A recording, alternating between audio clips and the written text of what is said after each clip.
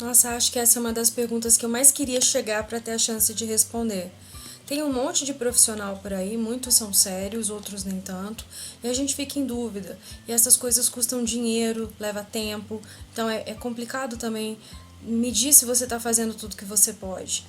Se você está falando de uma demência, acho que o principal ponto é procure um geriatra.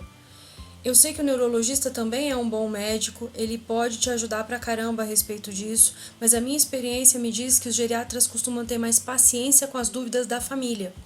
E isso pode te ajudar a se sentir mais seguro, já que é você que vai estar dentro de casa e cuidar dessa pessoa. Se você tem um neurologista que é alguém em quem você confia, sensacional, ele pode ser esse profissional também. Mas se você está em dúvida em qual dos dois começar uma procura, a minha sugestão sincera é que você procure um geriatra. E aí, se você quer saber se esse profissional é bom ou não é bom, óbvio, você pode olhar a formação dele, cada vez mais as pessoas fazem isso. Elas entram no currículo, elas olham se a pessoa tem publicação, se não tem publicação, elas pedem referência, e isso tudo é ótimo. Mas o melhor profissional, aquele com mais artigo publicado, aquele que veio referendado pelo Papa. Se quando você conversar com ele, você não se sentir confortável para fazer as perguntas que você quer fazer, se ele não para te ouvir, se ele não te dá tempo de explicar o que está acontecendo, troca de profissional. Não adianta você estar numa pessoa que é altamente recomendada, mas que você não sente confiança naquela pessoa, no que ela te fala, ou que você vai poder recorrer a ela se você precisar de ajuda, porque é você que vai estar dentro de casa. O cuidado vai ser feito por você. Então é muito importante que o cuidador se sinta à vontade com os profissionais que vão ajudá-lo nesse caminho. Vale a mesma regra para o psicólogo, vale a mesma regra para o fono, para o físio, para o TO, para quem quer que você vá chamar, tá? O que eu vou falar aqui agora, eu não vou encontrar num livro que me dê respaldo. Eu vou falar muito com base na minha prática profissional. Do jeito que eu entendo essa patologia, depende muito de em que fase você está vivendo, para você saber qual é o profissional que vai te ajudar. O geriatra ou o neurologista é para sempre. A pessoa que tem uma demência, ela vai precisar de acompanhamento medicamentoso até o final da vida dela, especialmente no começo, essa é a hora em que isso é mais importante, porque os remédios que são usados, eles são chamados de neuroprotetivos ou neuroprotetores, quer dizer que eles vão aumentando tanto oxigenação cerebral quanto funcionamento cerebral para tentar proteger o máximo de neurônios possível pelo máximo de tempo possível. Então não enrola para levar a pessoa. Quanto antes ela começar com a medicação, provavelmente maior tempo com qualidade de vida ela vai ter, tá? E nesses primeiros momentos, na fase inicial, porque o Alzheimer, eu acho que eu não expliquei isso muito bem, ele tem 3 fases principais. A inicial, em que os sintomas surgem, mas na maior parte das vezes a pessoa ainda está lúcida, ela consegue se cuidar sozinha, ou com um pequeno direcionamento, então eu não preciso ir dar banho no meu pai, mas eu tenho que lembrá-lo de ir tomar banho. Isso é característico da fase inicial. Depois, com o tempo, a pessoa entra numa fase que é intermediária. Ela já vai precisar de ajuda mesmo para fazer as coisas. Cortar um bife num prato, colocar comida na boca, tomar banho, se vestir, mas ela ainda tem contato social, ela ainda consegue fazer parte de uma conversa, mesmo que respondendo com monossílabos, mesmo que ficando quietinha ali só acompanhando, mas ela tá ali. E a fase final, em que aí normalmente as pessoas já estão acamadas, algumas doenças oportunas já aparecem, o risco maior é de escara, de pneumonia, as preocupações se tornam mais físicas, e aí tem um pouco menos de coisa emocional ou cognitiva que a gente possa trabalhar. Então, falando desse primeiro momento, nos momentos iniciais, que podem durar anos, especialmente se a pessoa tiver uma intervenção bacana, o geriatra é indispensável ou o neurologista é indispensável, então um médico da sua confiança que vai prover a questão da medicação e te dar orientações a respeito do que está acontecendo ali. Se você tiver como pagar, um neuropsicólogo pode fazer muita diferença, ou se você tiver algum serviço em que você tenha acesso a isso, porque ele te orienta em atividades específicas, tanto cognitivas quanto emocionais, que podem ser feitas com aquela pessoa. Entenda que o neuropsicólogo não é um psicólogo clínico, ele não vai tratar o estado emocional, o foco dele são nas perdas cognitivas que a pessoa está tendo e nos impactos que isso tem na qualidade de vida e aspectos emocionais que podem interferir com essas perdas cognitivas. Então, por exemplo, no meu trabalho como neuropsicóloga, se eu identifico que tem uma demência associada com uma depressão, o meu foco continua sendo a demência, mas eu encaminho para alguém tratar a depressão porque eu sei que elas podem interferir uma na outra. O neuropsicólogo, então, ele pode te ajudar a montar uma agenda de atividades, te ajudar a planejar a rotina dessa pessoa, de forma que ela use desse cérebro por mais tempo e isso tem um impacto positivo no jeito que a doença vai evoluindo, tá? Não adianta levar para o neuropsicólogo quando a pessoa já está acamada, quando a pessoa já está muito ruim. O que ela tem a fazer ali é muito pouco. E aí os profissionais que ajudam mais a família e a pessoa são outros. Mas no começo a gente tem uma atividade, uma atuação bacana que pode ajudar a reduzir as perdas ou diminuir o tempo de perdas. Então, uma coisa que levaria, por exemplo, 1 ano para a pessoa deixar de fazer, se ela está em um acompanhamento bem feito, leva 2, 3 anos, ela conseguindo fazer ainda. E isso é um ganho em qualidade de vida que não pode ser ignorado. Quando a pessoa entra numa fase mais intermediária, ela vai precisar de ajuda para manter musculatura, para manter outras coisas que ela começa a perder. Essa é uma hora que o educador físico e o fisioterapeuta se tornam muito importantes.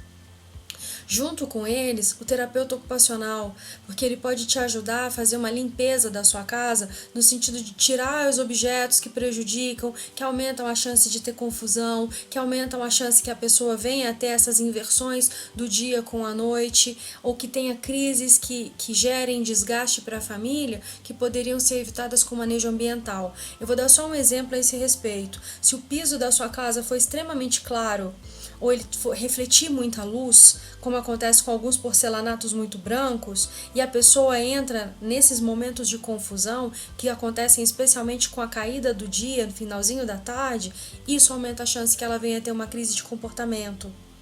Então, quem sabe te orientar a esse respeito são profissionais que trabalham com isso e os TOs têm bastante formação nesse sentido, pode ser uma boa escolha. Nossa, mas eu não tenho dinheiro para pagar um médico, um neuropsicólogo, um TO, um educador físico, um fisioterapeuta, como é que eu vou fazer isso? Conversa com o profissional que estiver te acompanhando, seja ele o médico, seja ele quem for, e vai vendo de acordo com as fases em que a pessoa se encontra, qual é aquela que aumenta a chance que a pessoa fique bem por mais tempo.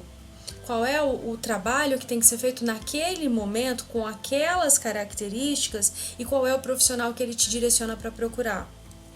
Além disso, cada vez mais, onde tiverem universidades, e aí as universidades podem ajudar toda a comunidade, a gente tende a ter ambulatórios que são gratuitos, que têm a presença desses profissionais para dar orientação ou para fazer acompanhamento. Vale a pena procurar. Eu vou deixar aqui embaixo descrito o link onde vocês podem baixar a primeira cartilha de orientações que o meu grupo de pesquisa montou. Ela é multiprofissional, tem orientação de alguns profissionais de diferentes formações para cuidadores de pessoas com demência e visam ajudar exatamente nessas dúvidas que a família pode ter. Agora, entendam, quando a gente chega da fase intermediária para a fase avançada, os trabalhos que vão se tornar mais importantes vão terminar sendo de fato o do médico, o do fonoterapeuta, ou fonoaudiólogo, porque uma das características do mal de Alzheimer é a pessoa engasgar com muita frequência. A deglutição ela fica prejudicada e ela desenvolve uma coisa que chama disfagia, que é essa dificuldade para engolir ou quando você engole a comida vai para o lugar errado, a água vai para o lugar errado e isso aumenta muito a chance que essa pessoa tenha pneumonia ou outra complicação em decorrência dessa má alimentação. Então aí ganha um papel especial esse fonoaudiólogo que vai trabalhar com isso. E ao longo de toda a fase da patologia, os nutricionistas têm um papel que pode ser super importante, porque como eu já disse em um outro momento, as demências elas são inflamatórias, então se você muda a alimentação diminuindo a quantidade de alimentos inflamatórios, como açúcar, como alguns outros que a gente tem no nosso cotidiano, você pode diminuir a velocidade em que essas inflamações acontecem.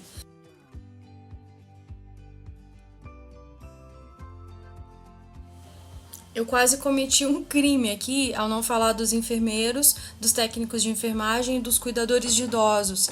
Esses profissionais são os que normalmente passam mais tempo cuidando de uma pessoa, especialmente quando ela está mais debilitada.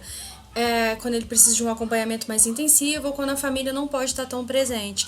Então, são profissionais que são indispensáveis. E mais uma vez, a regra da confiança vale. Você tem que acreditar que aquela pessoa está sendo bem cuidada. Você tem que confiar que o remédio vai ser dado na hora certa, que o banho vai ser dado, que a pessoa vai ser tratada com carinho, com paciência, com cuidado. Então escolham com muito amor quem são os profissionais que vão acompanhar os seus familiares. Enfermeiros e técnicos de enfermagem, vocês podem localizar em algumas empresas específicas para isso. Cuidadores de idosos também, já estão surgindo empresas que ajudam a fazer essa contratação de uma maneira mais profissional. E sempre verifiquem como é a reação do idoso diante dessa pessoa. Se eles têm muito receio, se eles mudam muito de comportamento, isso pode indicar que alguma coisa que está acontecendo ali não está sendo o que você gostaria que acontecesse. Se eles gostam daquelas pessoas, se eles são carinhosos com eles também, é sinal de que ele recebe isso do profissional. Então, medir esse clima de como é que a pessoa fica e se ela tem ou não tem alteração de comportamento quando uma determinada pessoa chega, te ajuda a entender o que está acontecendo ali, tá? De novo, eu sei que esse tanto de profissional pode não ser viável para todo mundo. Eu tô dando um mundo ideal, tá?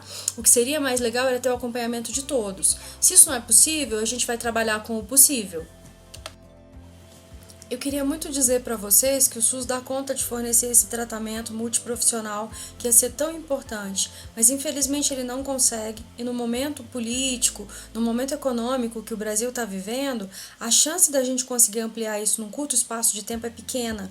Então, se vocês tiverem como ter acesso, mesmo que seja para ter uma orientação e não um acompanhamento constante, eu recomendo que vocês busquem e sempre valendo a mesma regra. Se o profissional é bom, ele tem que fazer a linguagem dele chegar a quem precisa escutar. Isso significa que ele adapta o que ele está falando de uma maneira que você entende. Ele tem que conseguir escutar as suas perguntas e responder às suas perguntas. Mesmo que pareça bobinho, você tem que se sentir confortável para falar. Porque quem vai cuidar ou quem vai lidar com o que está acontecendo é você. Ele está ali para te orientar, ele está ali para te ajudar. Então é o papel dele fazer isso. E já que eu estou fazendo esse vídeo, eu vou aproveitar para mais uma coisa que a mim já era muito incômodo, tanto como profissional quanto como familiar que lida com essa patologia. Eu tenho redes sociais e vira e mexe no Facebook eu recebo a cura do Alzheimer.